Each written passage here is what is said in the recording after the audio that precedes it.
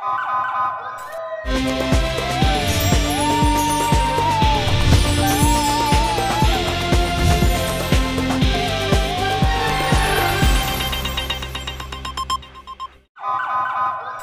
पहले नजर डालते हैं अब तक की बुलेटिन न्यूज़ आम खबर से आपको आगाह करते चले। मिलाद स्टूडियो खुशबुए नात अकेडमी और बज़्म तस्लीम के ज़रिए एहतमाम सालाना तकरीब तकसीम असनाद और मेडल्स सना खान मुस्तफ़ा सल्लल्लाहु अलैहि वसल्लम अलहमरा हाल नंबर 2 में मुनक़्क़द हुई।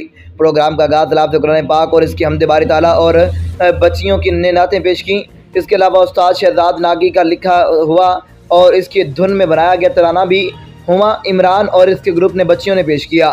इस प्रोग्राम के चीफ गेस्ट सैयद जवार शाह थे।